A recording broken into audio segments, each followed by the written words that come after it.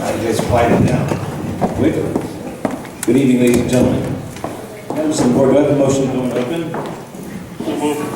Mr. Burton, second? Second. Mr. Balaban, all in favor? Aye. We are in open, pardon me, and we were in closed session for approximately 40 minutes for the issue of number one, real property. No action is taken. With that, we're going to start with our first public participation portion of the evening tonight. And that's for agenda items only. So if you would like to come forward and speak on an agenda item, please state your name, address, and what agenda item you'd like to speak on. You will have 3 minutes to make your statement.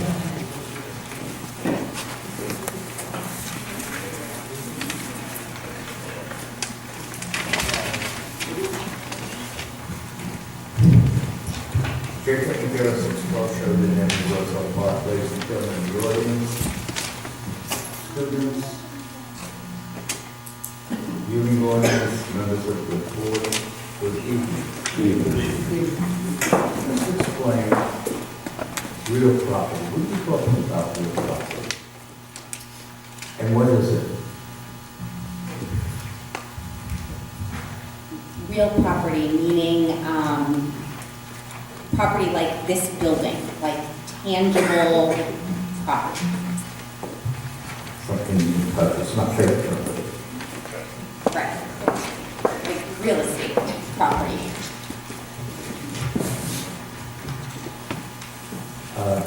Number one, district substitutes. Please explain why the fine print.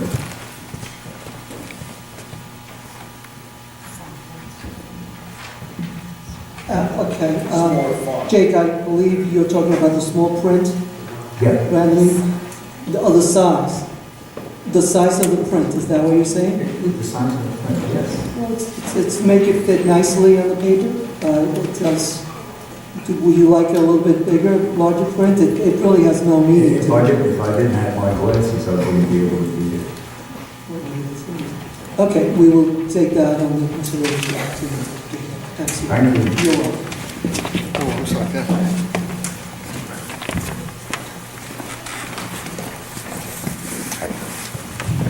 Good evening, Joe Signorello Jr., 625 Woodland Ave, Roselle Park. Agenda number 11, short and sweet, the bonfire. I think we're going to have good weather next week.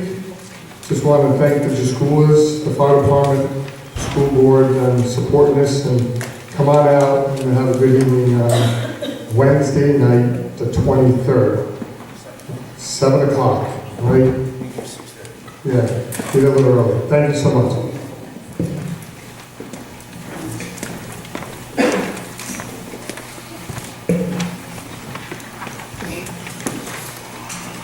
Hi, Matthew Longden, 445 McGee Avenue.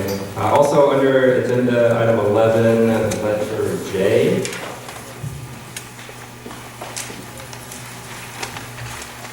Use of building and grounds for Lentz and Lentz. Who are Lentz and Lentz? Lentz & Lentz is a company that the district hires to give SAT prep classes to the students. Okay, so the district hires them. Yes. I was worried maybe they were using our facilities to run their own business. They're not. They're hired to give the SAT classes to our students. Okay, thank you very much. You're welcome.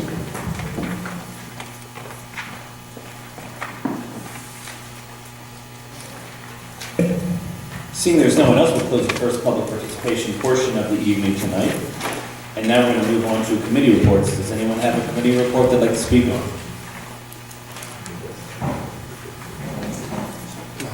Seeing there's none, we will now go to our principal's report. Mrs. Plum, good evening. Can I take this off so I can? Sure.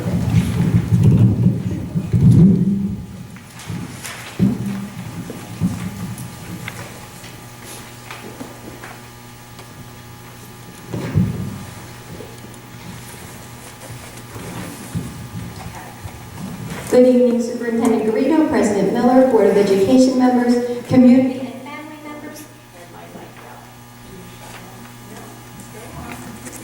Okay, I can talk loud. That's it. Do you want to use Yes, can I?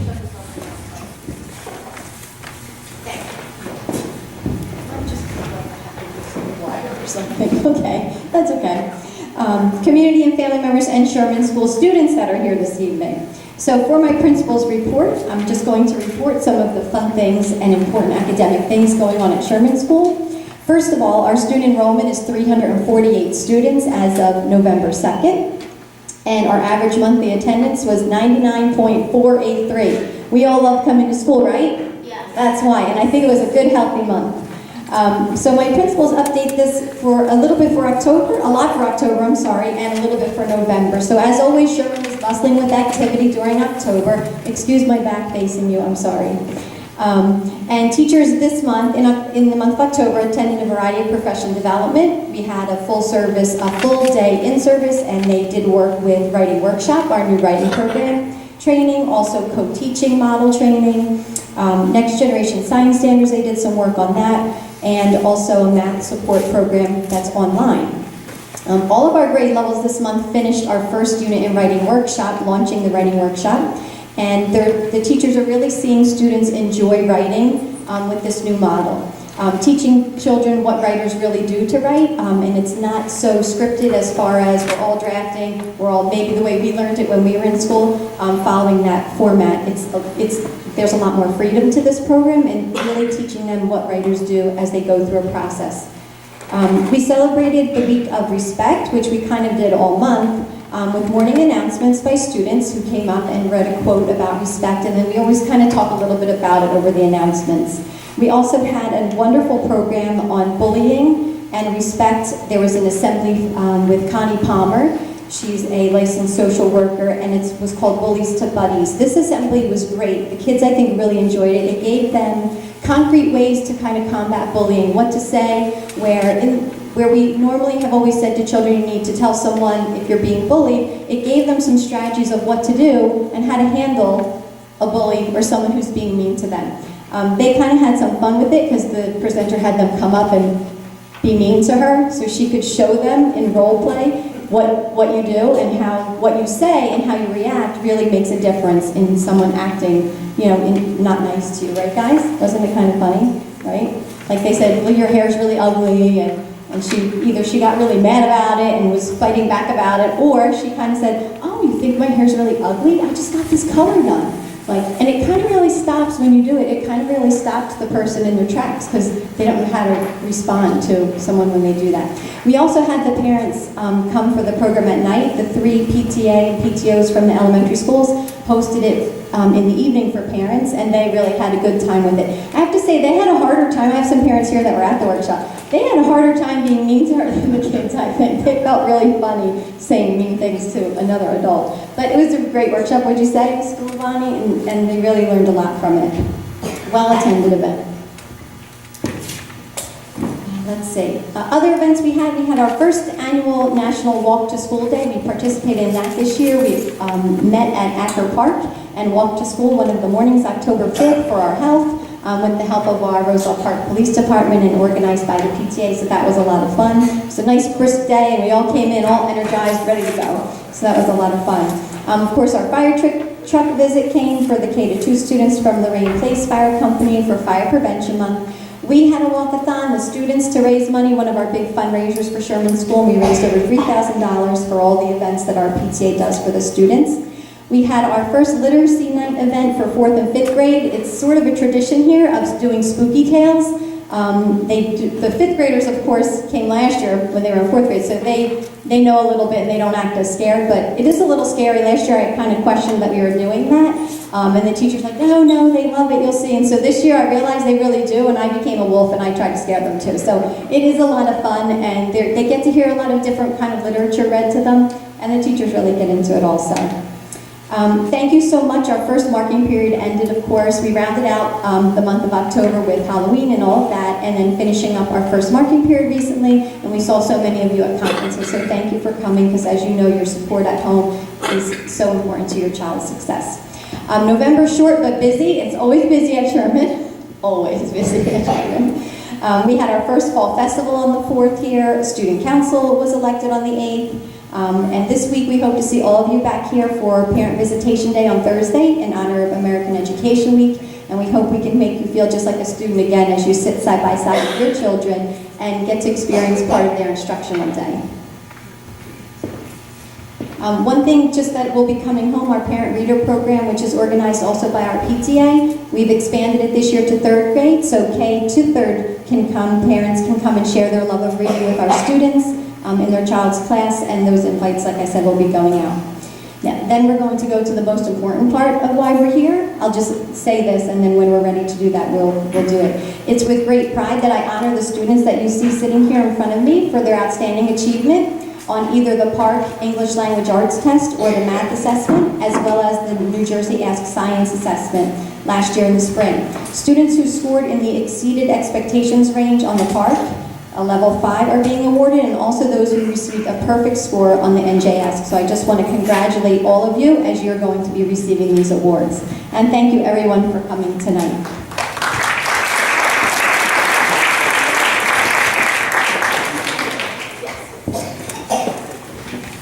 Wow, you have a list? I have a list too, and I have the certificates as well. Boys and girls, it's so great to see everyone here tonight, and we're so excited. What a fun place to go to school at, huh? You got the walkathons, the anti-bullying classes, the scary nights. So I mean that Halloween night, that was very, very good. I know it sounded like a lot of fun because Audrey, my daughter, was telling me about that as well. So that was a lot of fun. But boys and girls, like Mrs. Glum said, we're here to honor you today. For one part of your education, because there's so many parts of your education that kids that do so well at Sherman School and also Robert E. Gordon School as well, as far as being good artists, being comedians, being a singer, acting, being a good actor, actress, and this is another part of your the wonderful ability that you guys have, and that's in that test you took in the spring, the Park test. So we're here to honor you, and we have some certificates, and would you like to? All right. Okay. And I have some that are absent, so I still name them. Oh, sure, absolutely. And you know what? So, while we call them out, then we'll hold our applause to the end. Give a big round of applause for each round, so that'd be great. Okay. All right, so we're going to start with our Park Springs 2016 scores in ELA. Is that correct? Yes. Okay. So these are our current 4th graders. We have Casey Cabrera. Come on up. Casey's here.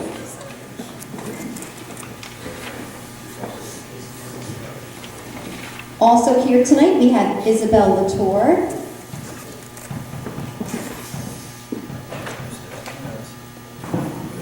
Do you want to? You know what? Actually, Let's I can do this. Actually, stay right here, folks. I need your help. I'm going to read some. I'll go down the. We can do this one with Ying Chow. She's absent. Ying is absent. Okay. Michael Ferguson, yes, I have him. Okay. Michael Ferguson, he's also absent. All right. Jacqueline George, also absent. And our triplets are also absent, Cameron, Layla, and Sarah Ilias. We do have here Isabel Latour. There she is. Thank you, Isabel. Felix Langdang, come on up. And Jocelyn Swiberius, come on up. Those are our ELA score exceeded expectations.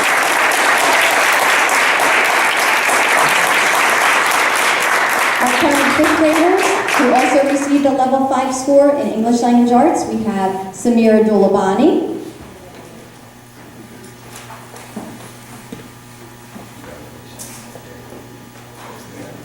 Nicole DeCosmo, I think she's absent, okay. Bradley Perez.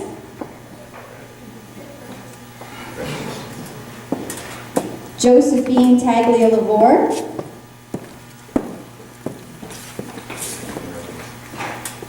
Julia Tribbiano.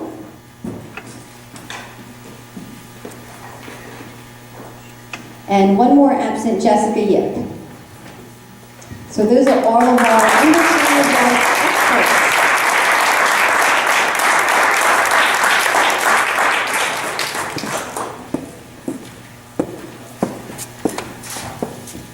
Next we have our students who scored a level 5 in the math assessment on the Park. Arya Chabra, Arya.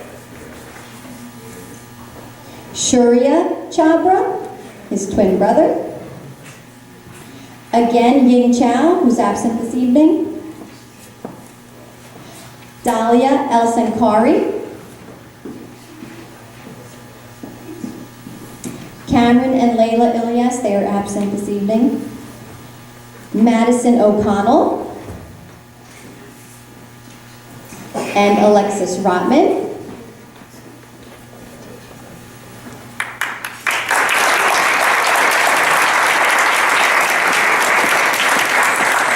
Our 10 fifth graders who also scored high on the math section, Charles Levine. And a repeat, Bradley Perez.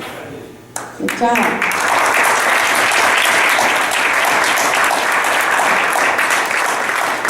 Our next group of students, scoring a perfect score of 300 on the NJS Science Assessment, Mateus Braga, Charlie Quadrado, who's not here, Miguel Ortiz, Bradley Perez, and Julia Triviano.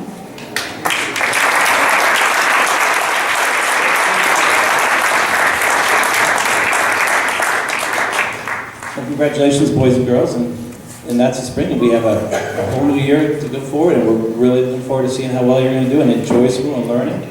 And we're going to do a quick picture, so parents, if you want to come forward as well and take a snapshot, why don't you come over here a little bit, and come on over, yeah.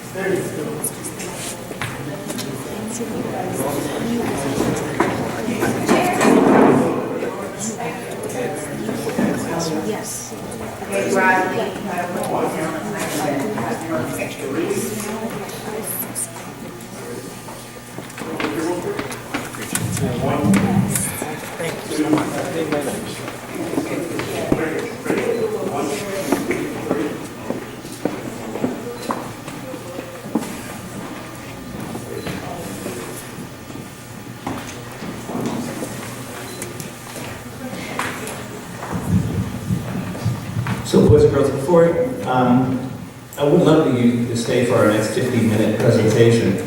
But you know, maybe you want to go home and just celebrate with your parents and enjoy. So once again, let's hear it for our wonderful kids at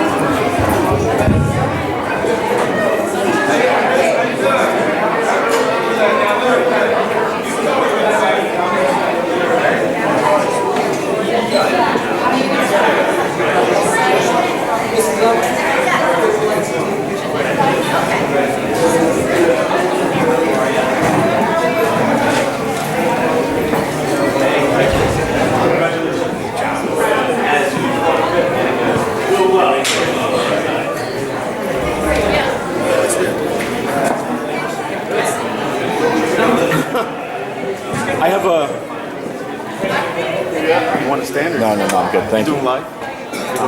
I have to. It's actually not bad. No, it's better, but the Java on this is not good. You can, or whatever. Oh, yeah. No, it's easier, and like if you just kind of like it. Yeah.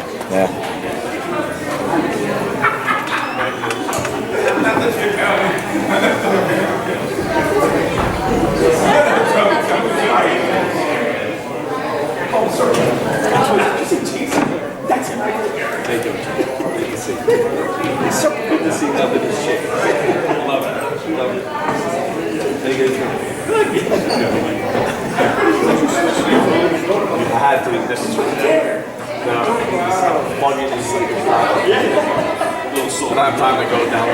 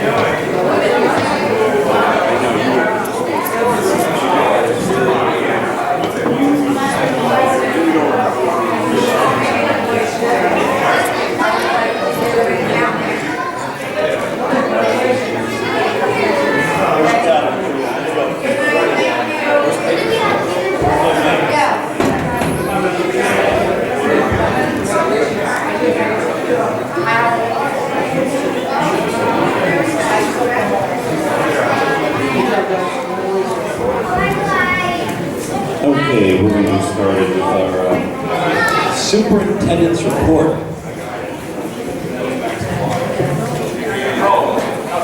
Mr. Guido, we are very excited to hear about the superintendent's report, followed by Mr. Salvo's presentation concerning the park results for year number 2.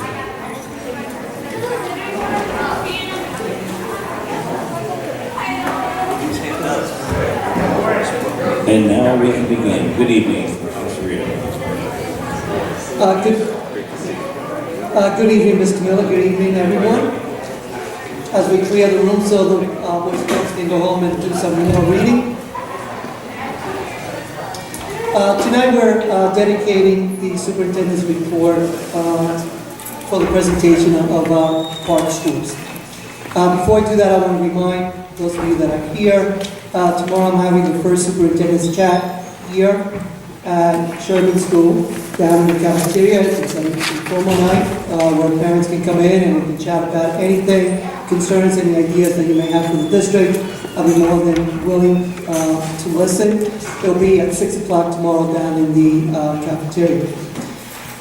Before Mr. Salvo comes up and present the scores, this is the second year of park scores, so it gives us a good indication because we can now do a comparison from year 1 to year 2. We, after analyzing the scores, we have made gains, and we're very proud of the gains that we made, especially in our language arts. We have dedicated a lot of time to make sure that our language arts curriculum is one that the students do well in, and the instruction, it's very solid. Having said that, and knowing that the park score is one measure, and I want to caution everyone that it is one measure. And our mission statement clearly states that we are here to educate the whole child, socially, emotionally, as well as academically. Mrs. Gluck, in her presentation, gave us a wonderful data number. The attendance rate, 99.9% for the month. That is something that we look internally as well, because that's data that we want to take a look. Children are happy coming to school, so they learn more. And we look at other ways to make sure that we're meeting the needs of all of our students. Attendance rates, discipline reports, and things of that nature. The climate of the school, character education, our bullying programs. When you look at the presentation, Mr. Salvo and I sat down, we gave some thought, and obviously we want to present the scores, but we also asked our principals to please give us some data, internal data for their building, of what is going on in the building outside of just one measure of the park scores. And we have a lot of things that we can celebrate as well. So having said that, I want to ask Mr. Salvo to begin his presentation on our park scores for the 2014-15 school year.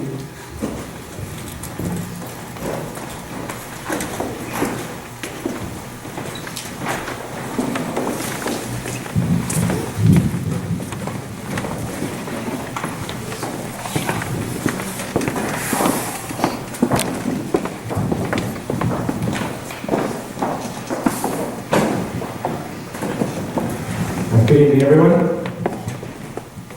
Board members and audience, welcome. For the presentation, just to give you a brief insight, I'm trying to keep it brief. For those of you that know me well, that's a challenge.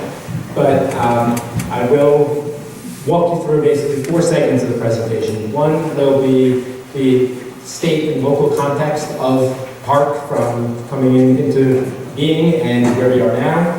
The second being our park level review, connections to ESSA. I know that that's been a conversation, the law replacing NCLB. Then we'll go into the actual language arts and math data and wrap up with resources. So with that,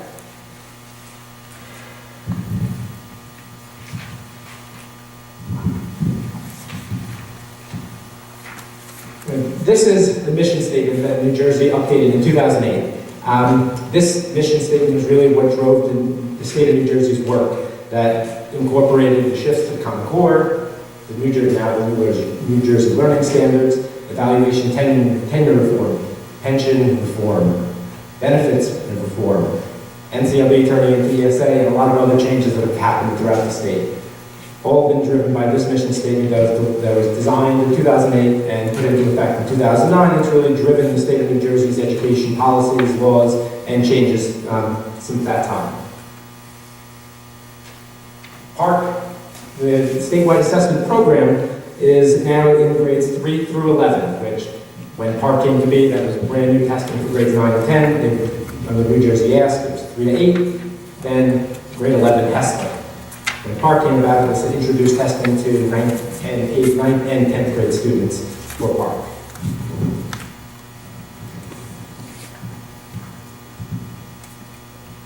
In the spring, this was our second go-around with PARC testing, so now we have 2 years of testing to look at. But one of the main things is that we're measuring college and career readiness. When we look back to 2013 to 2016, just to paint a little bit of picture of what PARC encompassed for educators and specifically for us here in Roselle Park. 2013, Common Core was new. PARC was an idea. There was enough that we were grappling with that was coming down in affecting education. That 2013, PARC was an idea that was coming in 2 years. In 2014, when PARC was on the horizon, we were really then focused on bandwidth testing, training, access to the site, and really making sure that we were technologically ready to deliver the PARC digitally. Many school districts did not deliver the PARC digitally. They did a paper and pencil version that first year, but we did digital version right from year 1. 2015, which was dealing with bandwidth testing again, training, opt-out, news, movements across the country. So there was a lot going on around PARC, and here we are in 2016.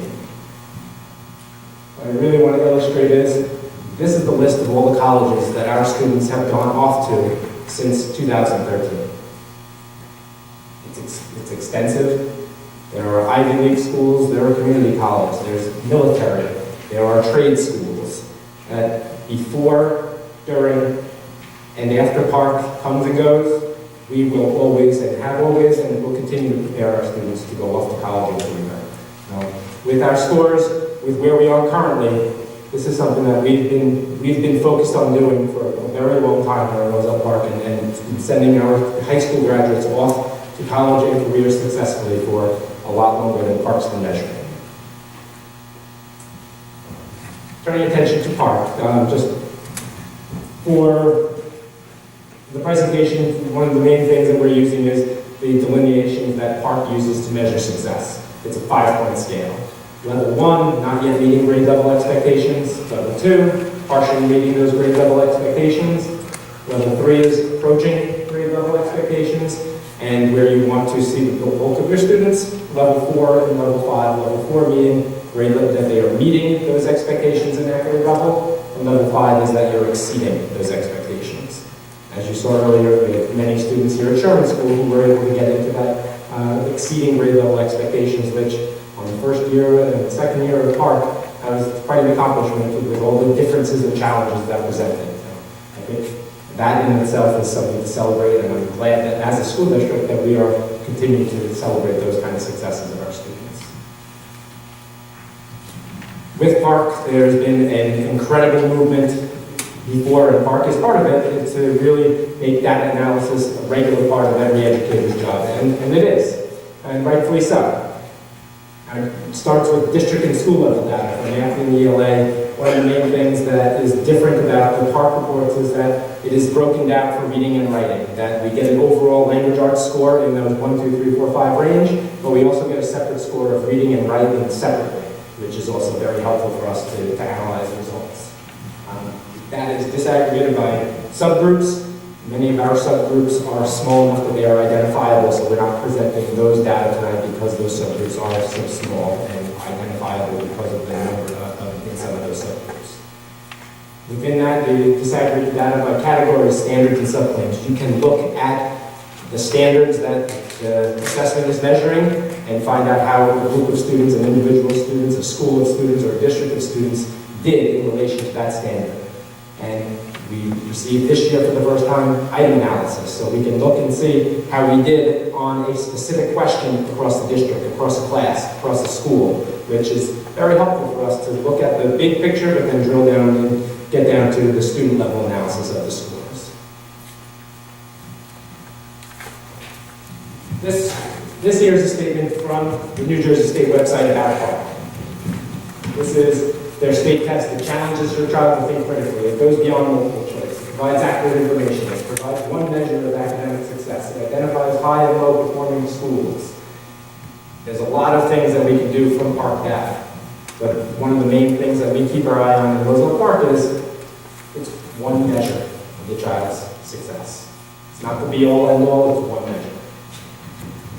With the coming of ESSA, one of the things that we've been looking at is the new law is pointing direction at not just standardized test scores, but other data points. And as Mr. Guido said earlier, we are continuing to look at a range of data points to see how successful our schools are, how successful our students are, how successful our programs are. And a few examples of what ESSA, which is not coming into full effect until 2017-18, but New Jersey still has to clarify specifically what it is that they will take from the federal law and institute in New Jersey, but these are some examples of other data points that we're looking at currently in our schools.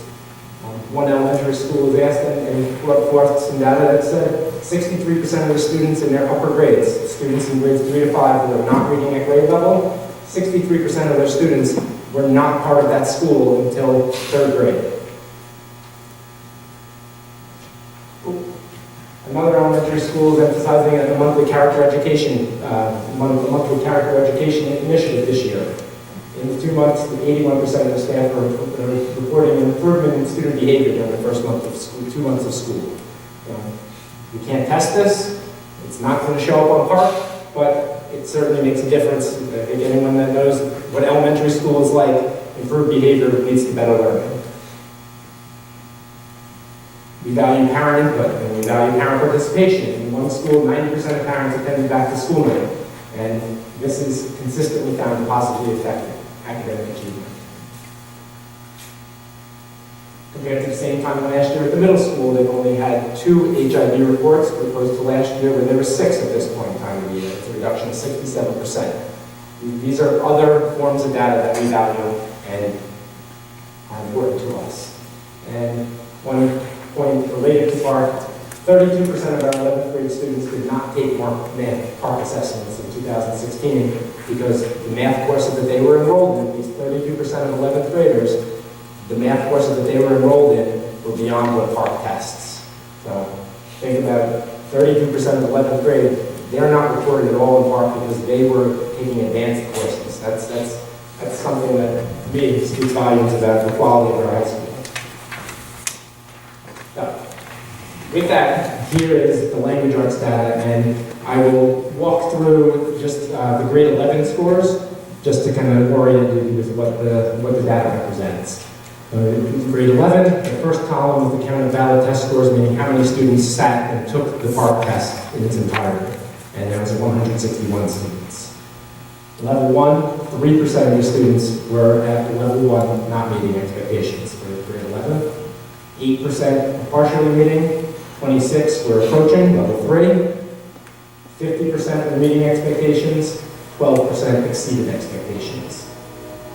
The far right column in blue, that is the data that is combining all of the students who scored level 4 and 5. The far right column, the gray column, that's the state of New Jersey. That's the key metric that they've released and have been promoting as the PARC data for the state. So we followed suit and are comparing ourselves to the state average in levels 4 and 5, which is considered students who are passing the PARC test, are meeting those grade level expectations. So in grade 11, 62 of our students scored 4 or 5, compared to the state average of 39%. So obviously, that's a celebration right there about our achievement in 11th grade. And I think everyone can look and review the data from grades 3 through 11. And that those last 2 columns, Mr. Salvo, are level 4 and 5 combined? Level 4 and 5 combined, yes. Mr. Salvo, you want to we ask question now or wait for the end? Sorry. Why don't we hold the questions? Okay. And we can do that up there ourselves, itself. I think most of them have. This presentation will be on the board on the website by tomorrow morning. The next slide. Now that we have 2 years of PARC testing, we can do a comparison from year 1 to year 2. I structured the slide like this, color-coded it because the data will come, red will be the year 1 data, which is 2005. Green will be year 2, which is 2015 is green, 2016, Yes. Let's start that over. Year 1, which is spring of 2015 is in red, spring of 2016 in green, and the comparisons will be in orange. So all of those comparison slides will be formatted like this.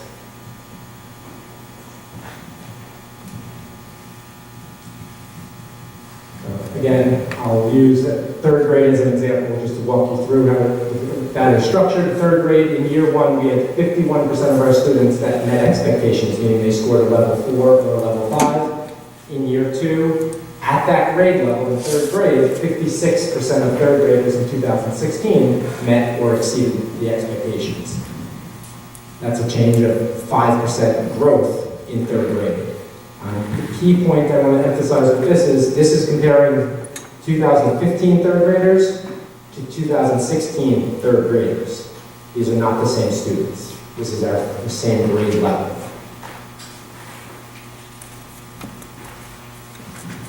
And just as I'm sure some columns are jumping out at you as, wow, that's impressive, and there are some columns that say, wow, what's going on there? But again, this is one metric. This is one snapshot, and there's a lot that goes into each of them, and quite honestly, looking at this, we find more to celebrate than to worry about, but at the same time, we're still looking at percentages that have a long way to go to get to 100%. So whether they are really celebratory, somewhat celebratory, a little concerning, either way, we know we're going forward, we're going to try to improve. If we saw 99%, we want to get to that 100. And I think that's something that from superintendent down to every person in every school in the district, that's something that we always want to continue to grow and to show improvement. We have 2 years of data now. This slide is showing the comparison by class. So year 1 is spring of 2015. The green in year 2 is spring of 2016. And the comparison by class. So when you're looking at these students, this is how they performed from one year to the next.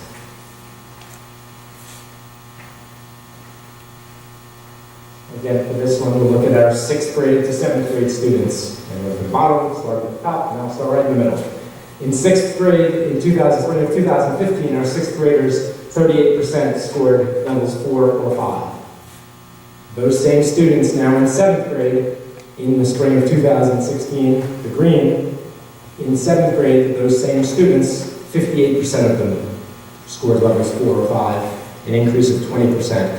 And 1 out of every 5 students went from being level 1, 2, or 3 and graduated into the level 4 or 5. That's a considerable amount of growth.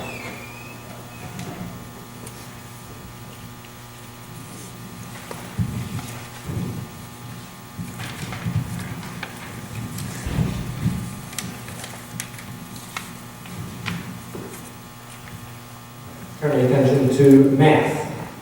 These are the math scores for spring of 2016. Again, I'll walk through Algebra 1 just to orient with the slide setup. 166 students took the Algebra 1 test.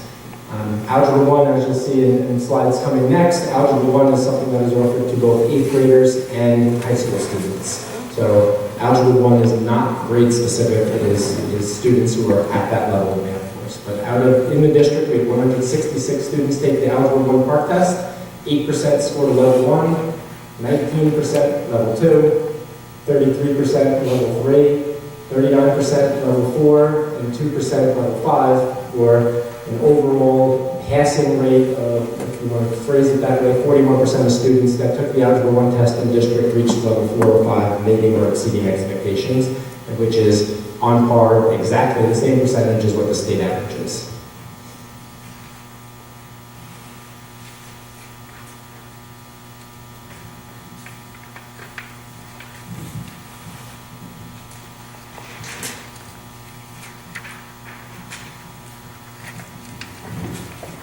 Again, these slides follow the same setup as the previous for language arts, with the math year 1, spring of 2015 is red, green year 2, spring of 2016 is green, and then the actual results comparison is orange.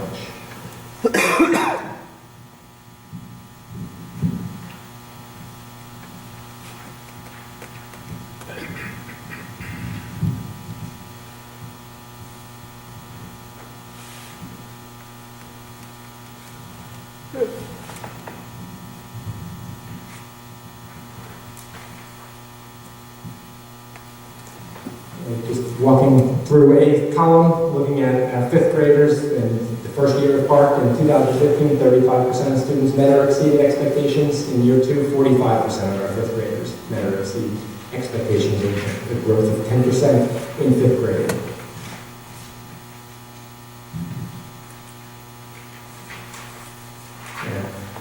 For math, and left with just the notes at the bottom, 8th grade students who took part, when the data is shown, it was 125 who took part 8th grade math assessments, 44 who took Algebra 1. So we put those together, even though it's 2 different part tests, in order to look at the 7th grade, in order to compare them from year 1 to year 2, they are combined.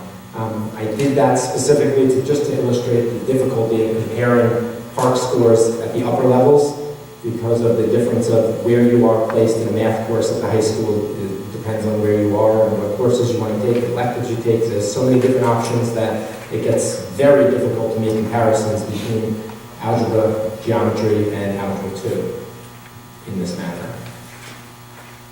So the comparisons were for 3rd into 4th, 4th into 5th, 5th into 6th, and so on.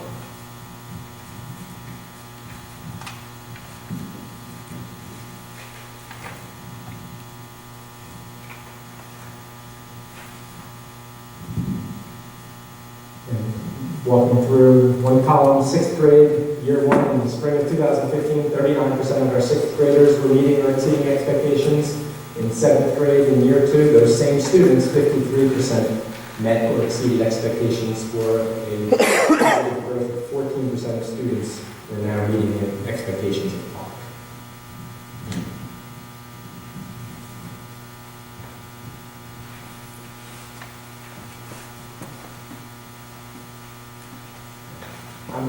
With that, I know I alluded to some of the difficulties with making comparisons in the upper levels of PARC math data. We picked out 3 pieces of data sort of to illustrate exactly what this looks like at the high school level. 15% of 9th grade students were enrolled in honors math. They were enrolled in 2 math courses. So they in their schedule, math twice, 2 different math courses. Dual enrolled students have a choice of which PARC assessment to take. They take the PARC assessment most closely aligned to the instruction that they're receiving. And it's a collaborative decision, but at the end of the day, our highest achieving students who are taking double classes, dual enrolled as 9th grade freshmen in high school, they're taking 2 math courses and only 1 is counting in the data. So they did not take one PARC math test aligned to a course that they took in high school. So their scores were only for one test. In 10th grade, only 69% of our 10th graders took the PARC geometry test. That leaves 31%. Of those, only 11% of those sophomores took algebra 2 because they were dual enrolled in classes, and the other class that they were enrolled in, pre-calculus or calculus class, there is no PARC test for those. Which leads to 11th grade, only 68% of our 11th graders took the PARC math test at all. All of our students who were in 11th grade that were in pre-calculus or calculus, there is not a PARC test for calculus or pre-calculus, so they did not sit for PARC. So, point being, our strongest math students are not reflected in the upper levels of the math PARC data.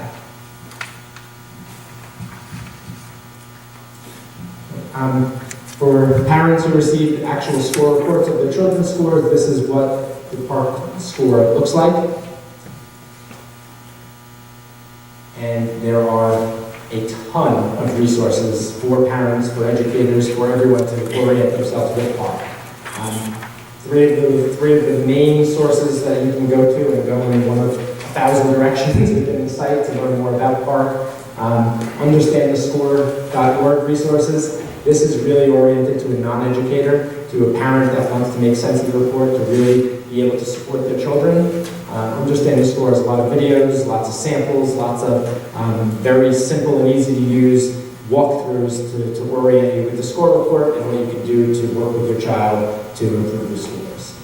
PARC Online has unbelievable amounts of information. It's almost overwhelming to go to PARC Online, but there are everything from sample test questions to interpretations to statistics about how students are doing in all the states that are using the PARC assessment. And the third link was to New Jersey Department of Education. The assessment page has a lot of New Jersey specific information, very similar to PARC Online. It points to the other 2 websites, but a lot more information specific to us as to what we work on here in New Jersey. A couple other resources just that came up in the presentation. The ESSA Act is replacing NCLB, comes into full effect next year. There's a lot of information about that from the federal government. There's one link, and New Jersey specific, starting to kind of let us know exactly what the interpretation of the federal law, how that's going to play out in terms of what's required here in New Jersey. Sample score reports, parent guide, Spanish language available. The next link, high school graduation requirements. If you really want to have your head spin, to see what the actual requirements are and what the different options are for graduation in New Jersey right now. The high school graduation requirements are linked to New Jersey State Learning Standards, which are formerly the Common Core with revisions, but now they are called New Jersey State Learning Standards, which are standards we work under, and then New Jersey DOE data and reports, just to get some insight as to what type of data the state of New Jersey Department of Education is collecting, using, and distributing for people of New Jersey to see what they are collecting and using. With that, that is the presentation. Hopefully, it gives you insight. I know that the presentation will go on to the district website first thing in the morning so that you can act on some of the links and view the data more thoroughly. And of course, if there's any questions or thoughts, ideas, email. Mrs. Salvo, thank you for your presentation. My question is with regard to the math 2016 part 3 level outcomes. From what I see, most of, in this chart, the district percentage is lower than the state average in most of what I'm looking at, the percentage. So what are we doing to address some of these issues that I'm seeing here? I think that's, yeah, that's the one. That's the one, yes. So most of our percentages are below the state level. So what are we doing to make sure that we can boost these scores, boost these percentages, and our students can be better in their math aptitude? I think something that is painting the picture of the last few years is our emphasis has really been on literacy, to bring the literacy scores up to where they are and where you see tonight, and we've begun to turn our attention to math. Our middle school math adopted a new math program last year, and that's put in place this year. We're in the process of replacing the elementary math program, and we'll have that in place for next year.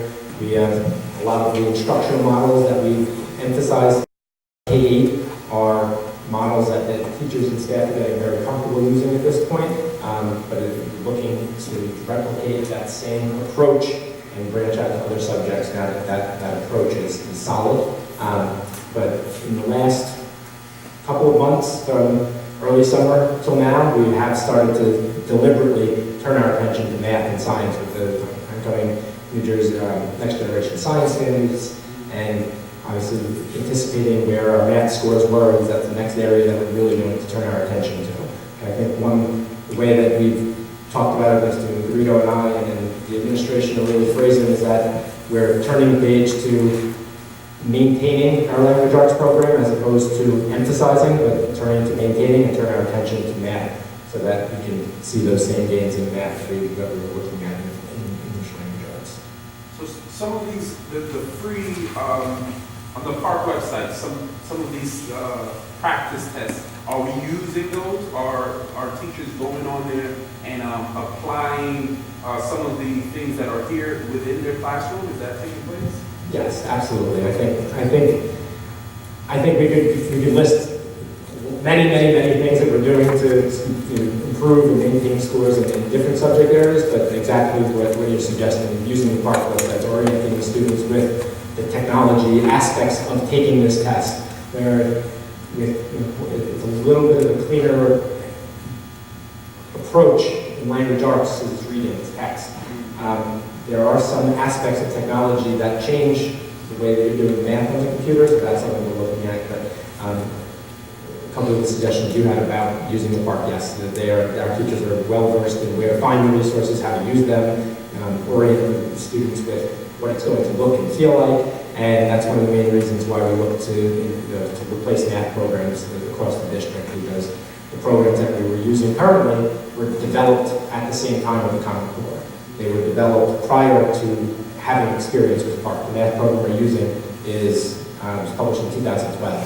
So it was published with this is what we think is going to be effective for the Common Core. Now with the Common Core have been in and adjusted to the New Jersey Learning Standards, we're looking at programs that have a deeper understanding, and we have a deeper understanding of what it is the standards represent and what the test represents. All right, thank you. Mr. Song? Aligning curriculum with this situation. in terms of textbooks or available materials to the students? Is everything up to date? Because if we knew this was on the horizon, we should have taken a comprehensive approach and not just dealing with English language arts, but with math and advanced math, the whole ball of wax. And I'm sure the Roselle Park taxpayers contributed enough to the school district to take care of this situation. But be that as it may, are we giving the right tools to the students at this time to prepare them for this? I think one of the main things to point, an example to point out to that question is look at what we've done in the last 2 years in our middle school and high school with going one-to-one to providing a device to each student in our middle school and our high school. Because that device that they have in their hands is the device that they're going to take the park test on. So I think that's something that has been a huge step in providing the right tools. But yes, I do think that we are constantly looking at providing the most current, the most effective tools to the teachers, and obviously working within a budget, but trying to be very thoughtful in what we spend our money on and to make sure that we're providing the very best so that our teachers can provide the very best instruction to students. What about the professional development aspect? Because I noticed most of the professional development aspect in the past year or two has been geared towards writing, reading, etc. Are we providing for math units to the teachers? Are we providing some professional development from the outside? Are we offering some insight courses to them? Yes.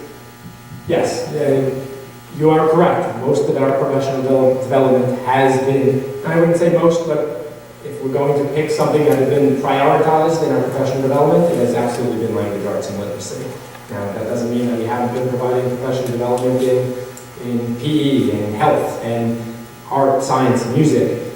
We are trying to provide professional development to everybody and for every content area, but in terms of an emphasis, it has been recently on language arts. But as I said, that is where our shift is turning from professional development and preparing and changing how we teach and how we instruct in literacy to maintaining what is now in place and turning our attention to math and science. I mean, we're a nationally recognized district, in various surveys that are taken nationally and publications that all our teachers are highly qualified, they meet the state certification standards and everything.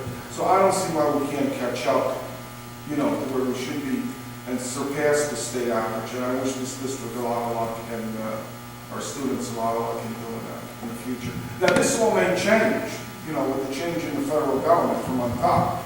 They may scrap, Common Core as it is and just say, give the responsibility to the state, and this whole landscape may change in the next couple of years. But for now, we have to stay on course. But I thank you for your efforts. Thank you. And I think that's something that we've become very much accustomed to in education, is that the landscape can change overnight, it can change in a couple of weeks, it can change in a couple of years. But I think, again, the data, yes, comparing math to language arts data, the language arts data is more pleasing to review.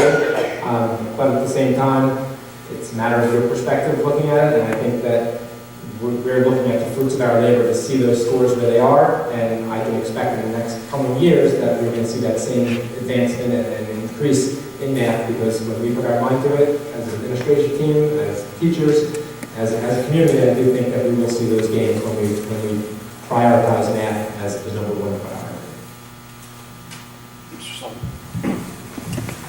One final question I have is, so you did a great job in this presentation of showing the dimension by, and the measurement and the analytics by the dimension of grade. One of the beauties of a park, as I understand it, is the data coming in isn't necessarily in that dimension only. You can have student achievement, you can have pockets of groups. So, the presentation tonight was on grade level specific. What are we doing with the analytics that is provided via this vehicle to look at individual student growth, pockets, classroom growth, different demographics? I think, personally, I think one of the things that I'm finding is most helpful with Park, you have to keep in mind that we went from NJS Right. in most grades and HESPA, which didn't provide the depth and the specificity of exactly what those scores represent. We had a lull where we knew New Jersey S, because the last time it was coming and it wasn't all that helpful to dig deep down to figure out what is it that they did well on, what is it they did poorly on. There was a time period where we didn't have that data, and park data didn't come in until after the start of the school year of 2016, after the first year of the assessment. We didn't have that data until long into the school year. So we had to start to look at our own local data a little bit more carefully and to use that as our benchmark as opposed to park. Because even the first year of park, no one knew what to make of it. Is it reliable? Is it unreliable? Was this grade harder than that grade? So I think that we've looked at our own benchmark assessments a lot more closely in that time period, in those 2 years where we really weren't sure what to look at. We started looking at formative assessment and really looked at not so much as a summative at the end of a unit, but at the end of the lesson. How are you seeing? Are those students that are with you at this table, how did those 4 or 5 students, did they learn what I was teaching them today, just now? And it's a huge shift in what you're looking at. So we have teachers that are now, I was in a classroom today, they're using Kahoot, which is an online tool where the kids were all taking a pre-vocabulary test before they had a lesson on vocabulary. So the teacher knew exactly who didn't understand these 3 words that were related and who did it. So instead of doing the whole class lesson, which is what we discussed, there were only 3 students that were pulled to the back of the room to work on the vocabulary lesson that was planned because it wasn't necessary. The kids all got those questions correct. So I think what we're doing right now is the park is really validating that what we're seeing, and now it just becomes another form of data that we can look and say, well, we know they're reading below grade level, we know that this is happening, we know this is happening, and park agrees with these 2 measures but contradicts here. What are we doing? So I think it's validating a lot of data we're looking at collecting, and in some cases it's making us rethink some of the things we're doing because our data says it's great, but across 6th grade math, it's showing that we're missing something. So it's one data point, but when that data point is the only one that's contrary to what we're saying, we start to say, well, is it the test or is it us? But if all of our data points in one direction with our 3rd grade math program, and park comes in and that data says, yep, that's an area we need to look as well, then we know that that's where we're going to put our emphasis in. And that's fair, and maybe I can clarify my question. So that's looking at it at the grade level. What about looking at it at the student level to say, all right, so what are we doing here that, Johnny isn't, it should be an additional data point, I would hope, in Johnny's portfolio of how little Johnny's doing, right? But what are we doing and how is that shared with the collective teams to understand is their pockets through the district? Like, what are we doing with the data beyond the presentation here, Mr. Saab? It's something that is referred to that if we know someone is struggling on park, yep. We probably have 5 other pieces of data that were collected by that teacher sitting and working with that student on a concept, that the park data is just another way to say, okay, I'm doing the right thing. And in some cases, it's reaffirming that what we already knew, and in some cases, it's making us look back and say, this is what I'm working on, but they rocked it on the park. How come they can't do it in the classroom? Right. And sometimes it may just be that they got confused, or they spent all their time working on question 19, and when they went to question 20, they were fatigued and they made a careless mistake. So it's to look and say that we're going to make a decision instructionally that on park which doesn't match what we're looking at. I think that would be, that wouldn't be the appropriate response, but at the same time, it's something that we put into the mix to look for every student. So I just wanted to comment on a couple of things. First, in terms of the curriculum. The program we have currently is 2012. It's 4 years old. 20 years ago, a 4-year program was still a very good program in math because we had to change very slowly back then. It's changing very quickly. As a matter of fact, some districts, back when Park came out and Common Core came out, adopted certain programs and within a year scrapped the program because there were so many unknowns. And I think we've been very careful in selecting programs now. And we're right now in the middle actually of committee meetings in making some selections with the teachers, making sure that we select the right one. Because we don't want to be here next year and saying, you know what, that program is not working. What worked in 2012 worked well for those first couple of years. It's not working now. So we are trying to make sure that we have the right program in place in terms of math. It has changed very quickly in the last 4 or 5 years. I mean, math has really been one of those things. Yes, we do need to take a look at the scores.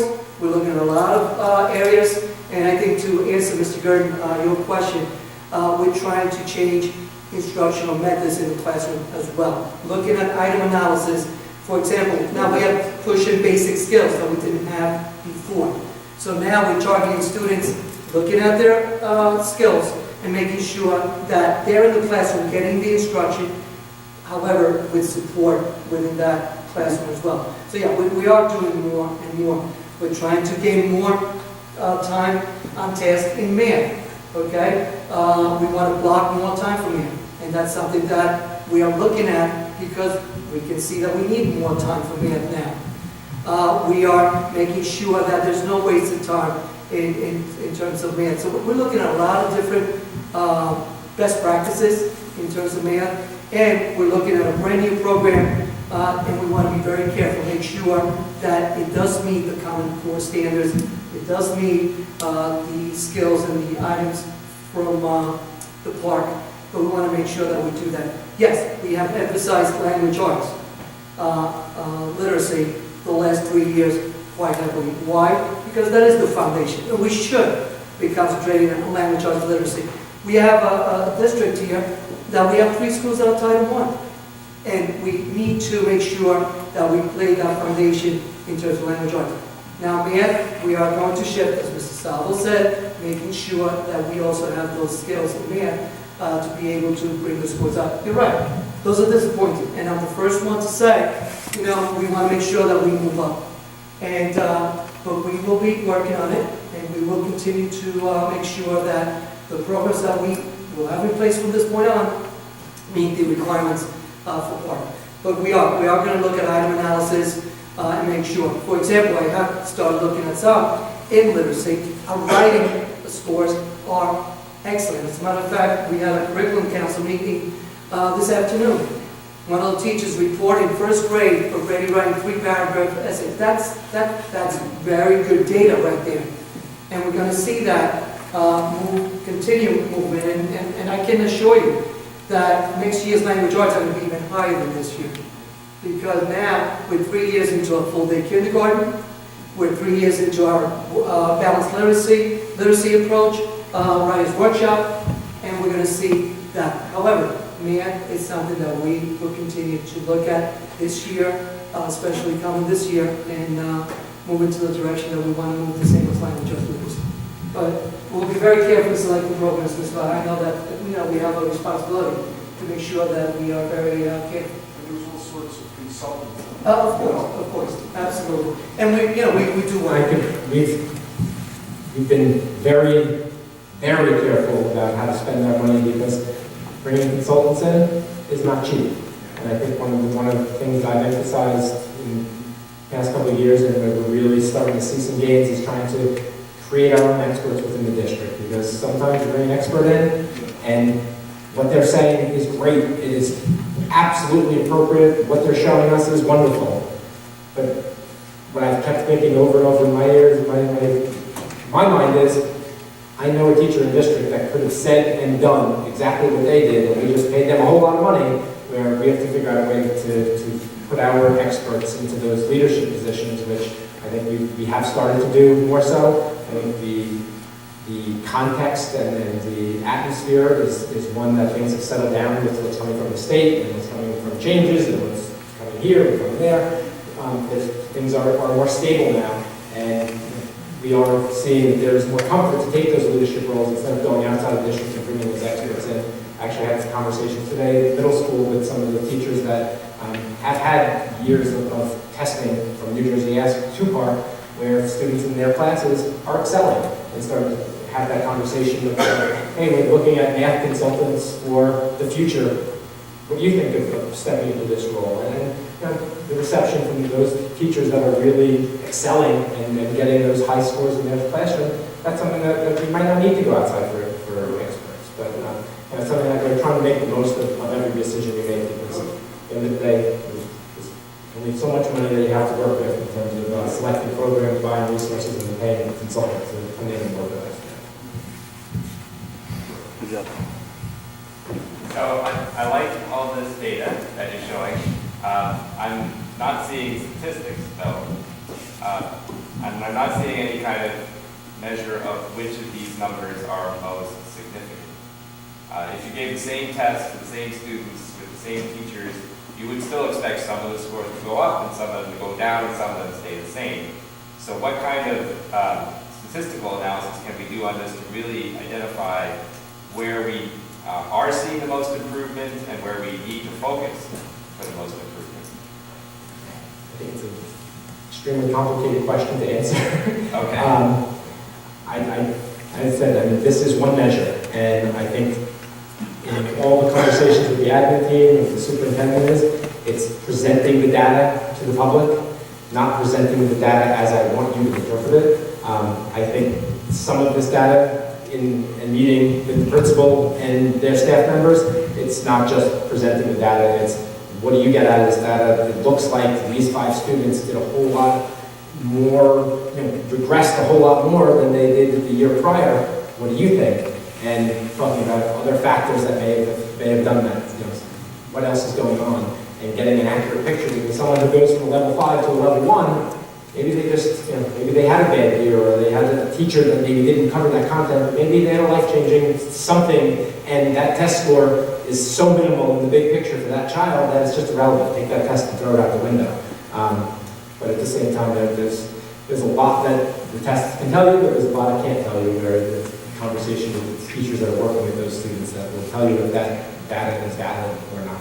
So how do you explain the really big jumps in, I think in PLA by grade level, the 6th graders, they went from 38%, and then the following year, they were up to 58%. Could you go back a couple of slides?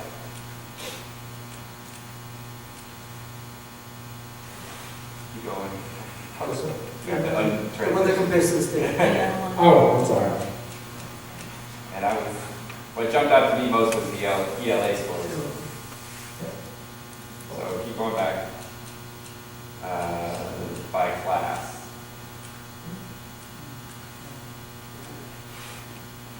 Yeah, so the 6th graders, they were 38% meeting or exceeding. Oh, no, this is not the slide I'm looking at. This one before that. This is the one, yes. So 6th graders went from 38% meeting or exceeding to 58%. You have that as a change in 20%, but it's actually a change in 50% because it's 50% more students that are suddenly meeting expectations than were before. Right? If you count the students, it's 50% more. And I was simply just comparing percentages, and that's one of my hesitations with using any set of data, because I think fantasy sports, and I think one of the things that I hear over and over again is I can tell you anything I want about a player using statistics. I can tell you that they are the worst player. I can tell you they're the best player. I'll just pick and choose the statistics that I want to choose for you to focus on. And I think well, I didn't focus on that. What reasons would cause 50% more people to do, at their grade level? Is it a teacher issue? Is it?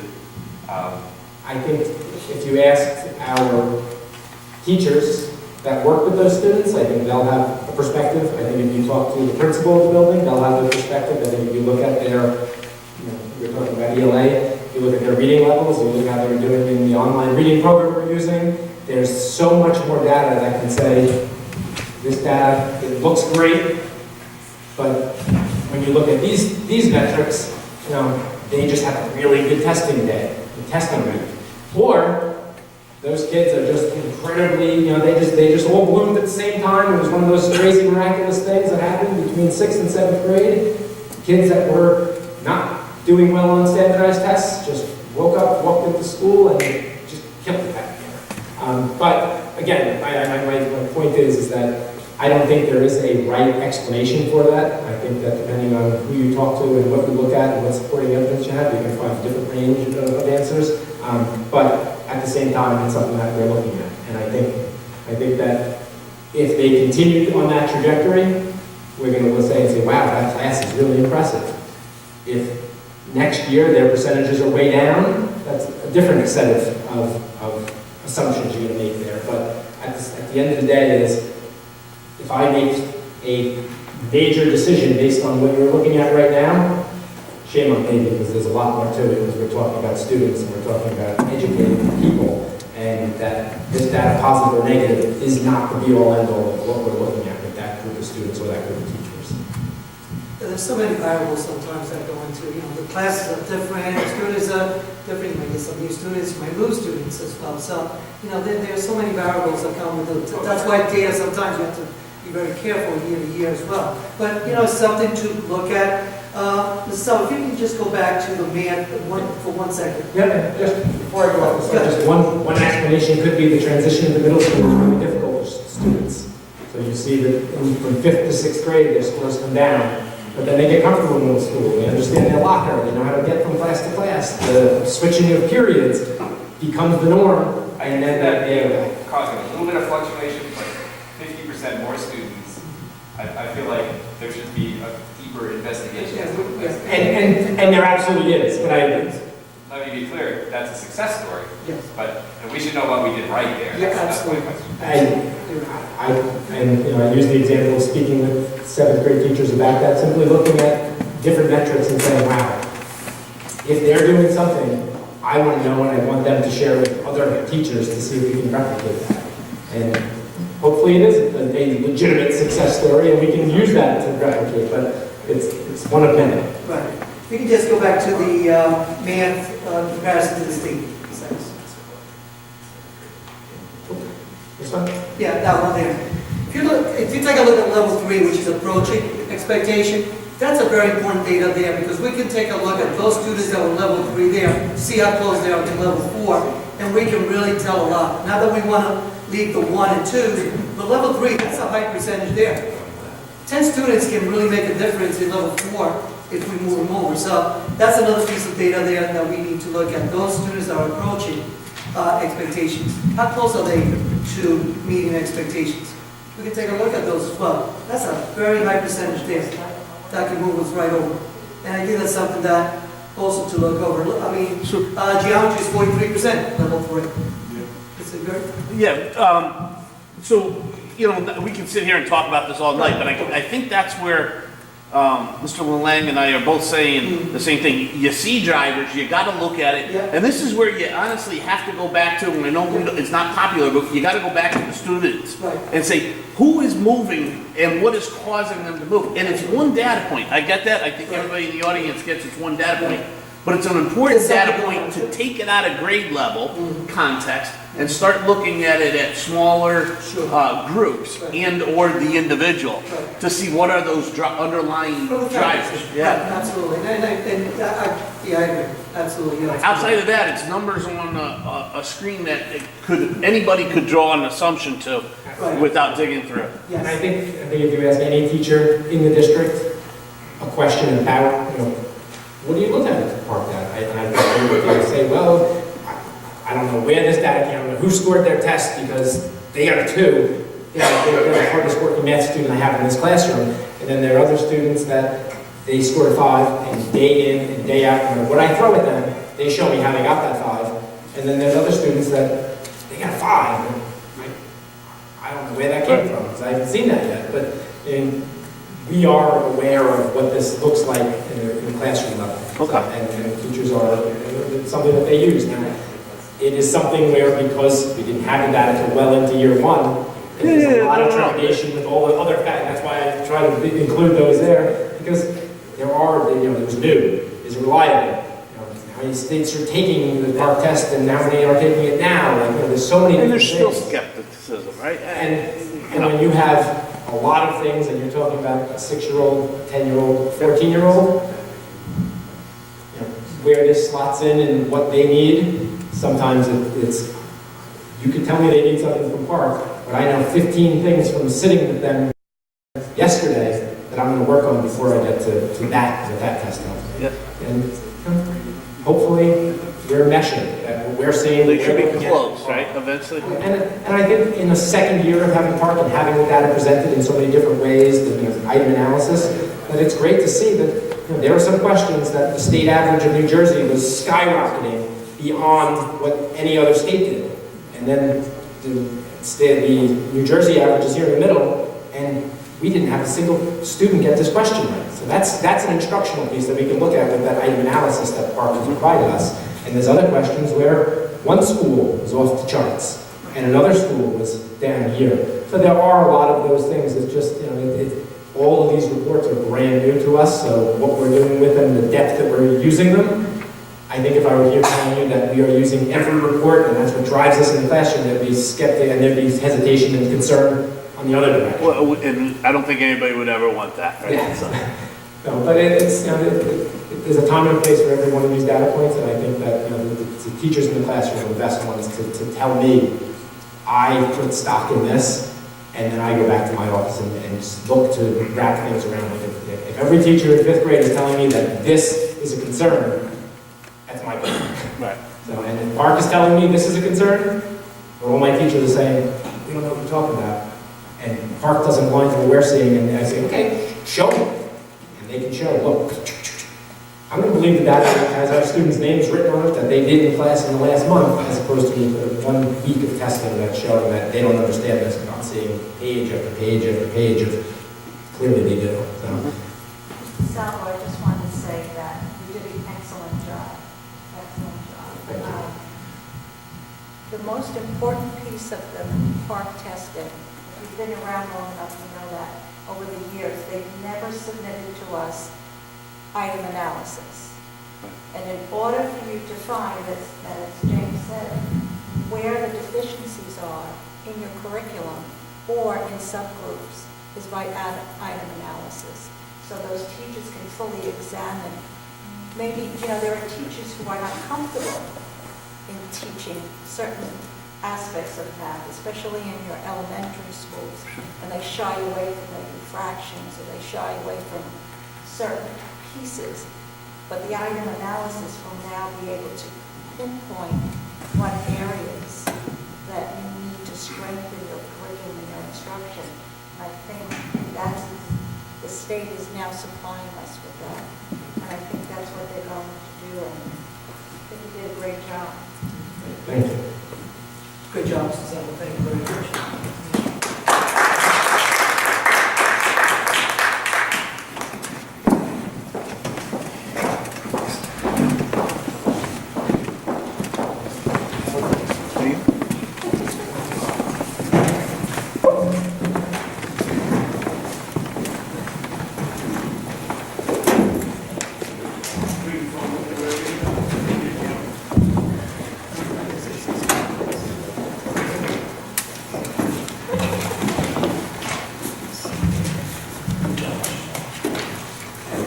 Mr. Salvo, thank you so much for the information and creating a positive conversation that will continue in the future. And we appreciate your efforts. Thank you. And now we're on to personnel, where I'd like someone to make a motion to approve agenda items 1 through 3. 1 being district substitutes, 2 being professional development, and 3 being medical leave of absence extension. Do you have a motion? I'll make that motion. Mr. Griffin, thank you. Second? I second. Mr. Sekou? Are there any questions or comments? Roll call, please, Madam Secretary. Vice President Harms? Yes. Mr. Balaban? Yes. Mr. Bowman? Mr. Cancino? Yes. Mr. Gerton? Yes. Mr. Nelson? Mr. Sekou? Yes. Mr. Vida? Yes. President Miller? Yes. On roll call, motion carries. Thank you, Madam Secretary. And now we're on to education, where I'd like someone to make a motion to approve agenda items 4 through 6. 4 being education program, 5 being educational trip request, and 6 being harassment, intimidation, bullying incidents. Do you have a motion? I'll move. Mr. Vito? Thank you. Second? Second. Second, Mr. Balaban. Are there any questions or comments? Oh, just, sometimes the location would help, you know, with the trips. New Jersey Sea Grant Consortium, Adventure, where are these places? Are they like bus trips or are they local? The local, they're down the shore. No, so they're bus trips. Oh, no? I think Mr. Bell was referring to, I think in the past there may have been locations. He has a consortium, right. They're all bus trips, right? Except for probably Arkansas, which is local. A is the only one that's local. And we're able to get chaperones, right? I'm sorry? Yes. Yes. What, we get Yeah. teachers or parents? Oh, yes. We get parents or teachers? Parents, chaperones, but Yeah. teachers that go on the trip. Good. And paraprofessionals also. Thank you. Any other questions or comments? All in favor? Aye. Opposed? Those items are passed, and now we're on to business, where I'd like someone to make a motion to approve agenda items 7 through 12. 7 being monthly certification, 8 being approval of bills, 9 being October transfers, 10 being district contract, and 11 being the use of buildings and grounds, and 12 being approval of minutes. Do you have a motion? So moved. Mr. Cancino, second. I'll second it. Mr. Burton, thank you. Mr. President, I want to point out on number 7, we didn't get the backup data. We didn't get the financial. I asked the board secretary. We didn't get that for the month. The line items. We didn't get the bank reconciliations, that we didn't get anything. You know, the line items and stuff. We're not approving. We're not being asked to approve the treasurer secretary report there. We're being, number 7 is just monthly certification that all transfers have been done so that all accounts are in the positive. So what you're talking about is not part of number 7. Board secretary treasurer's report is not on this agenda, and that's why you did not receive it. Wait a minute. This is just to approve transfers? Not on this. No. For October. No, this is not just to approve transfers. You're talking about item 7? Yes. Mr. 7 is certifying the budget line status, right? Yes. Number 7, if you read the wording there, you're certifying that the budget status, that all line items are in the positive. And number 9 is the October transfers that were done See that? that support that. The board secretary treasurer's report is not part of this agenda. Well, when will we get the secretary's report for September? Hopefully by the next agenda.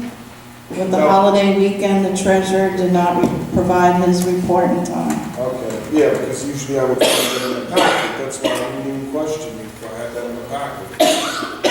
All right, thank you. Hopefully for the next agenda, you'll have that. Thank you, Mr. Bowden. Mrs. Garcia. Any other questions or comments? All in favor? Aye. Listen, I'm going to abstain on 7. I'm just going to abstain on it. So noted. Because I think in the past, the treasurer also was late, but once in a while, you know, and we really should look at that seriously in the future. You know, under the law, we can engage the municipal treasurer to be the school treasurer of school monies, but yet we pay somebody on the outside to do it, and we shouldn't have a recurrence of lateness on a critical issue like budgeting money. That's just my opinion, but you know. Thank you, Mr. Bowden. Just one more time. All in favor? Aye. With a noted abstention from Mr. Bowden on number 7. Opposed? Those items are passed. And now we're on to continuing business. Mr. Brito. I just wanted to comment on the ESSA. I know a community member brought it up at the last meeting. Just so everyone knows, Mrs. Salvo did mention it a few minutes ago. The state is in the planning stages now of the ESSA. They have to provide the federal government with the actual plan. It would not be require mandated into the year 2017-18. Funding with the new plan does not become available until July 1. As a matter of fact, November 29th, Mrs. Salvo and I will be attending a technical training that the state is providing to discuss the funding for the ESSA. So I just wanted to clarify that item for the record. Thank you. Mr. Miller, if Yes. I may please, I have Sure. one item. At previous meeting, a question was asked about tuition students in Roselle Park, and I brought today the facts regarding tuition in all areas to be very specific.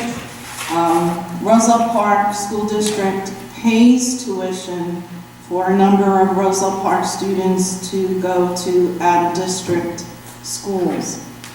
We have currently, in this school year, 84 Roselle Park students attending the Union County Vocational Technical Schools full-time, for which we pay tuition.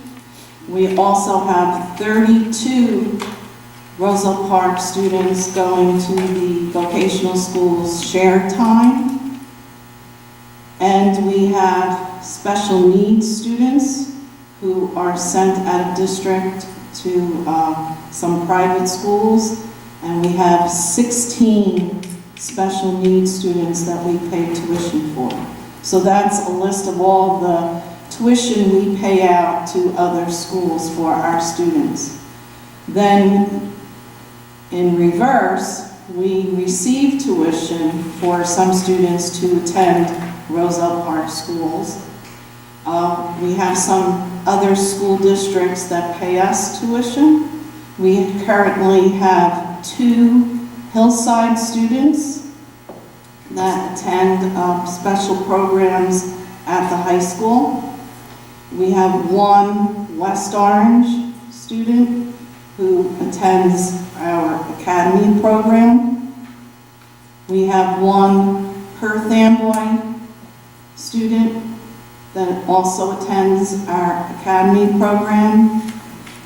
And as far as parent-paid tuition, currently we have no parent-paid tuition except for some students at the Early Childhood Center.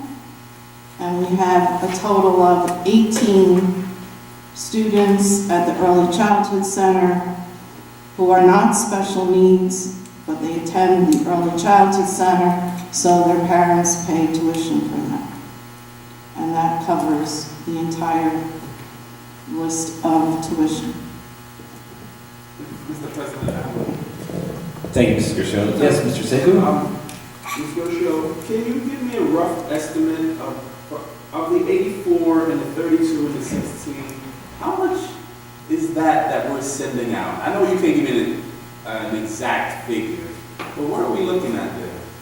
I'm just curious. The total tuition that we pay out, I could bring the exact figure at a future meeting, but I could tell you it's over $1 million.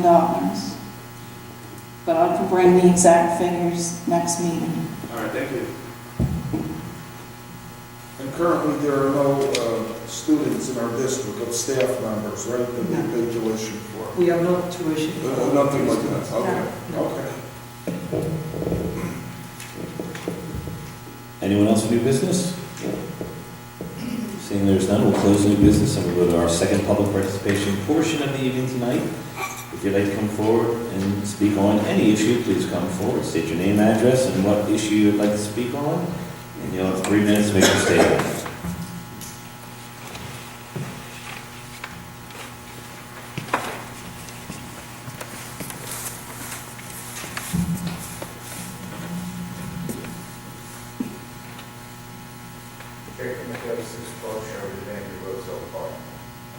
Are any students behind in their payments for attending our school system? No, they are not. How do you know? The school districts, Hillside, West Orange, Perth Amboy pay on time, and the Early Childhood Center tuition is paid through an outside tuition company, and most of those parents are automatic withdrawal from their bank accounts for the tuition. And I just checked today, and they're all paid up.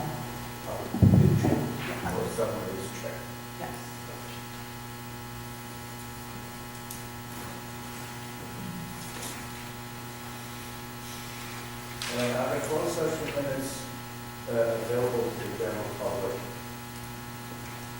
Yes, minutes. I couldn't tell you if the past minutes are available to the public right now. I can tell you what the reason for them being kept private in the first place are no longer valid, then they're no longer confidential. Isn't the board required by law to keep minutes, and closed session minutes, and available to the general public? Yes, the board is required to keep closed session minutes. Yes, the board keeps closed session minutes. But those minutes are not available to the public until the reason for the closed session is no longer necessary. Then that means it can go on forever. Potentially. It depends on the subject.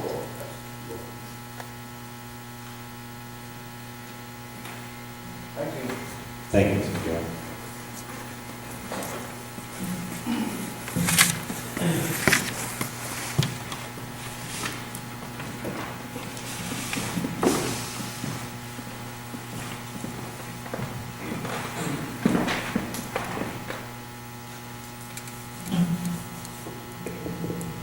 Saul Kears from 150 Bourbon Street.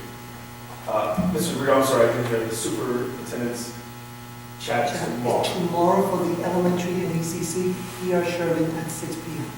in the cafeteria. Until, you know, we Not 6 discuss o'clock, everything. okay, I'm not- 7:30 is what we have as the time limit, All right. but it can It go can go on. long. It can go on. Thank you. All elementaries and the ECC. I did a little differently so we get a little bit more there. And just for the record, Mr. Bowman and Mr. Nelson gave reason for their non-attendance. Yes. Thank you. This is through the chair to council. Are you saying closed session minutes do not have to be made public, even if they're just redacted? To say who attended? No, if somebody were to, say, Oprah, closed session minutes, we would provide the redacted. Exactly. The legally allowable. Yes, absolutely. Because they used to be on the website. And unless I'm looking at the wrong space, they're not there. I couldn't speak to that. There is information on the minutes if you look. So the minutes include the closed session as well? There is some descriptor of this information there.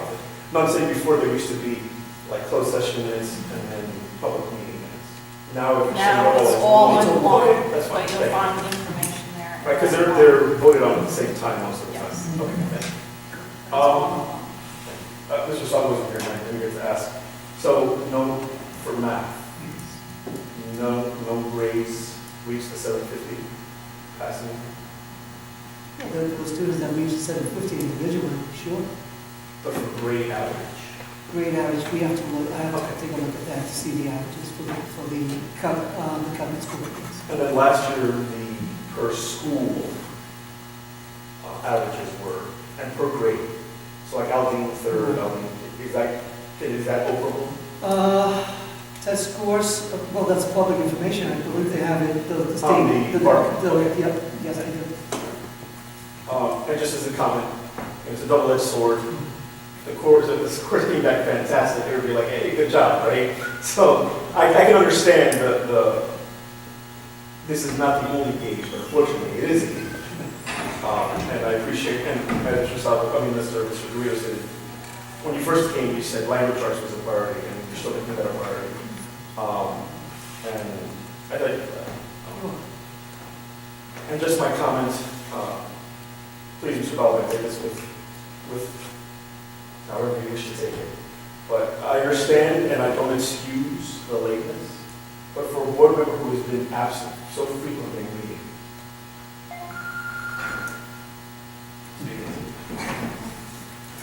Thank you, Mr. Pearson.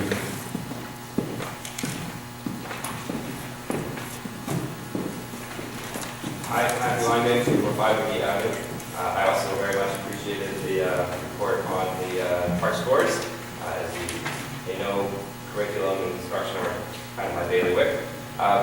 One comment on the comparisons to the state average. There isn't really an average school in the state, so it might be a good idea to compare our school's system to school districts that are like ours. Oh, that's a very good question. The school performance report, I believe, comes out in January, and they do comparisons with same district factor grouping. Okay. So we will see that.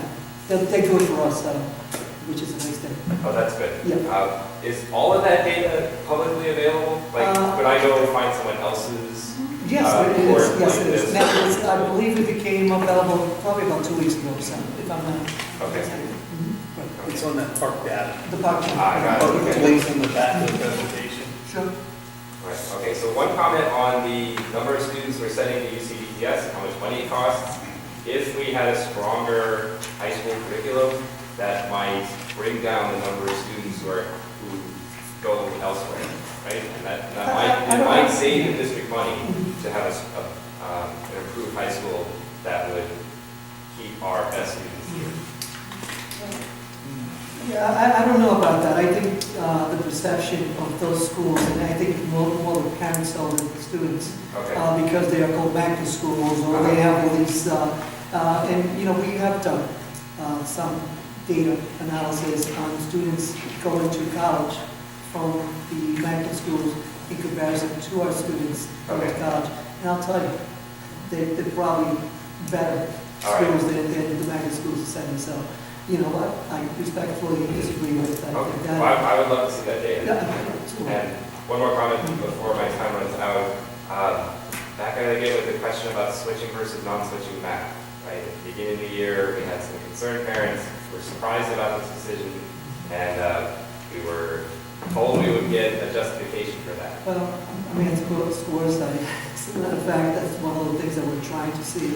And again, it's a trial basis, a pilot type of program. We are also considering other pilot programs, possibly reassuring where we may go in the direction of science fair and humanities type of So program. is the major reason to squeeze a few more minutes of instruction? Because I understand when they're not switching, they spend a little bit more time in class. Well, also the instructional methods that are being used in the classroom, small group instruction, how we have more teachers in the classroom, that they can target the students and schedule them for those teachers. It's better applicable when we switch. Okay. Okay? Thank you. Thanks, Mike. Seeing there is no one else, we'll close the second public participation portion of the evening tonight, and now I'd like someone to make a motion to adjourn. So moved. So moved, Mr. Balaban, do we have a second? Second. Second, Mr. Vita, all in favor? Aye. Opposed? We are adjourned, and we'll see you Tuesday, December 6th at the middle school at 7 p.m. in the middle school auditorium. Have a good night, everyone. 6th. 6, you said? I wouldn't take it as that, right? Good night. Good night.